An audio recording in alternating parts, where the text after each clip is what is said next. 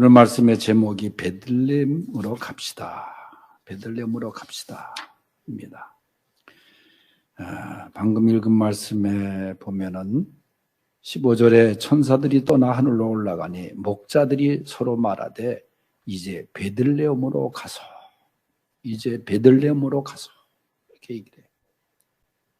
동방박사들도 베들레헴에 가서 아기 예수께 경배를 드렸던 첫 번째 성탄절. 목자들도 우리가 이제 베들레헴으로 가자. 베들레헴으로 가자. 장소적으로 우리가 베들레헴으로 가자. 그런 뜻은 아닙니다.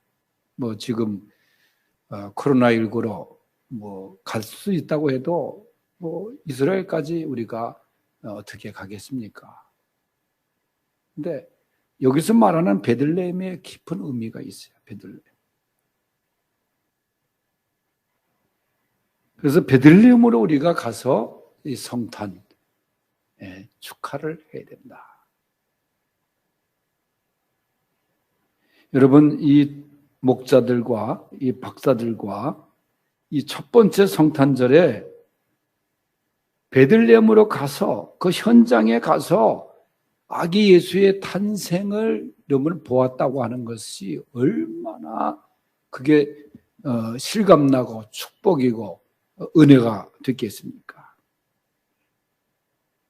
정말 현장에서 경험한 그 첫 번째 성탄절의 은혜. 근데 거기에 이 베들레헴이라고 하는 정신이 오늘 말씀 속에 담겨 있는 거예요. 베들레헴에 가야 할 이유가 오늘 말씀 속에 있습니다. 첫째로 베들레헴이라는 곳은 하나님의 사랑이 있는 곳이에요. 성탄의 정신은 하나님의 사랑입니다.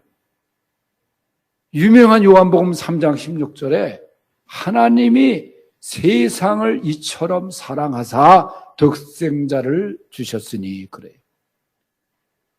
성탄을 우리에게 주신 것, 그것은 사랑하기 때문에, 우리를 사랑하시기 때문에 성탄을 우리에게 주신 거예요. 그래서 베들레헴은 하나님의 사랑이 머무는 곳이 베들레헴입니다. 그 베들레헴으로 간 사람이 목자들 아닙니까? 말씀드린 대로 박사들 아닙니까? 여러분, 그 베들레헴에서의 성탄의 첫 그 은혜를, 기쁨을 경험한 사람, 아주 가난하고 힘든 이웃들이 아니었겠어요. 목자들은 자신들의 양을 키우는 사람들이 아니에요. 그저 돈 많은 사람들의 양을 대리로 키워주는, 돈을 받고 키워주는 사람들입니다. 밤잠을 제대로 자지 못합니다. 추위 속에서도 양을 보살핍니다. 그러면서 자신의 사명을 충실하게 감당했던 사람들이에요. 그러한 사람에게 천사가 나타나서 지극히 높은 곳에서는 하나님께 영광이요, 땅에서는 기뻐하심을 입은 사람들 중에 평화로다. 성탄의 이 말씀을 들은 것입니다. 이 베들레헴이라는 지역 자체도 그렇게 부유하고 화려한 곳이 아닙니다. 베들레헴은 예루살렘에서 한 8km 정도 떨어진 떡집 혹은 빵집이란 뜻을 지닌 작은 마을입니다. 매년 6월절에 예루살렘에서 쓸 이 무교병 빵을 베들레헴에서 구워냈습니다. 그래서 이 베들레헴이라는 이름이 붙여졌는지 모르지만은 이 베들레헴의 이 빵집이라는 의미, 떡집이라는 의미, 예수님이 거기서 태어났다고 하는 것은 요한복음에 보면 예수님이 나는 생명의 떡으로 왔노라. 그러니까 생명의 떡, 영생의 떡, 하늘의 신령한 양식으로 오신 예수님을 우리가 생각하게 됩니다. 이런 베들레헴, 작은 베들레헴, 거기서 예수님이 오셨다는 거예요. 첫 번째 성탄을 경험한 목자들도 그 베들레헴에서 한 2km 정도 떨어진 그 들판에서 추위를 이기기 위해서 양틈에 앉아 밤을 지새우던 목자들이었습니다. 그러니 하나님의 마음이 그들에게 쏟아질 수밖에 없었던 까닭, 우리가 헤아릴 수 있는 부분입니다. 베들레헴을 택하신 하나님의 그 계획, 그 하나님의 심정, 우리는 헤아릴 수 있어야 됩니다. 그래서 베들레헴으로 우리들은 가야 하는 것입니다. 두 번째, 베들레헴은 하나님께서 초대하는 장소이기 때문입니다. 말씀드린 대로 아기 예수의 탄생을 제일 먼저 알아차린 사람들은 동방의 박사들, 목자들. 이 동방의 박사들은 당시 페르시아 지방의 점성가였다. 요즘에 말하면은 천문학 학자라고 얘기할 수 있습니다.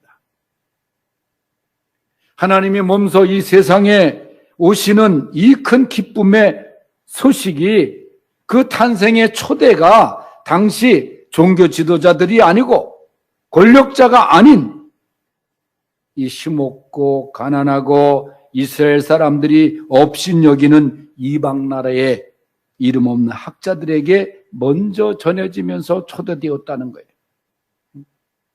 그렇다고 해서 힘없는 자에게만, 가난한 자에게만 성탄의 소식이 전해졌다, 그런 것은 아니에요. 하나님은 공평한 사랑의 하나님이십니다. 하나님의 사랑은 차별이 없는 것입니다. 하나님의 사랑은 우주적입니다. 보편적입니다. 그 보편적인 사랑이 구체적으로 실현되려면 선택이 필요한데, 바로 이렇게 어렵고 힘든 이웃들에게, 여러분, 우리가 병원에서도 응급환자라고 하는, 그래서 먼저 응급환자에 대한 관심이 있잖아요. 요새 코로나19로 인해서 응급환자가 매우 어려운 가운데 있습니다. 긴급한 환자가 돌봐줘야 되는데 코로나19에 의해서 또 치료를 받는 긴급한 환자들이 병상이 없어서 치료를 받지 못하는 거 있잖아요. 참 가슴 아픈 일이죠. 그런데 긴급한 예수님의 사랑이, 관심이 바로 이러한 어려운 이웃들에게 함께 했다는 거예요. 예수님은 이처럼 사랑의 하나님이십니다. 베들레헴은 사랑의 관심 지역이었습니다.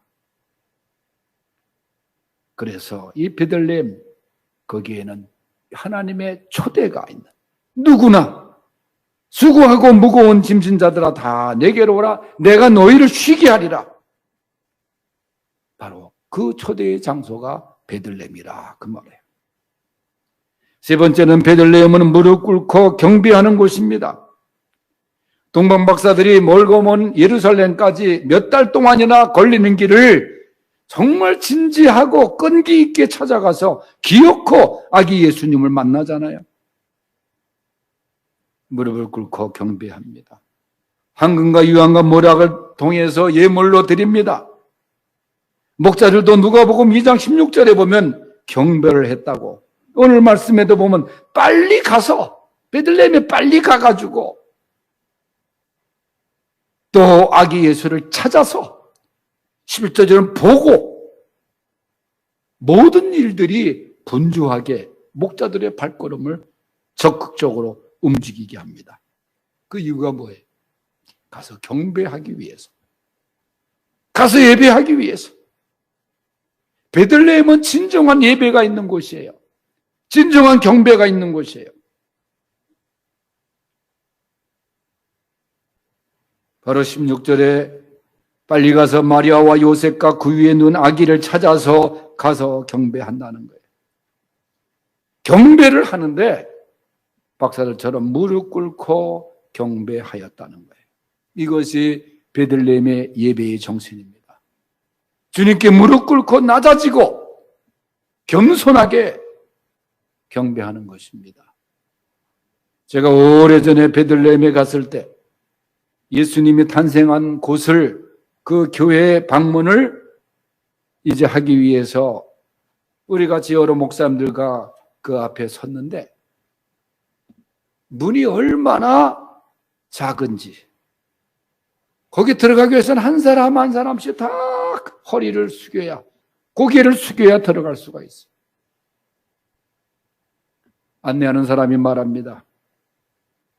주님께 경배하기 위해서 예배하기 위해서 누구나 허리를 굽히고 머리를 숙이고 겸손하게 갔던 동방박사들처럼 그곳에 들어가서 아기 예수가 탄생한 곳에 가서 경배하는 곳이다. 그런 의미로 이야기를 해요.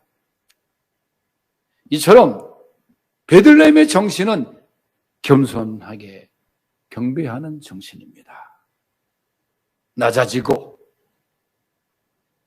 또 굽히고 겸손하게 만왕의 왕 되시는 아기 예수께 경배하는 우리 성탄의 우리 목자들, 동방박사들이 될 수 있기를 주의 이름으로 축원합니다. 기도합니다. 하나님 아버지 감사합니다.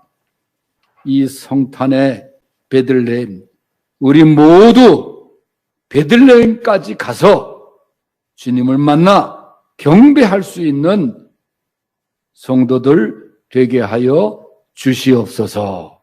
예수님의 이름으로 기도하옵나이다. 아멘.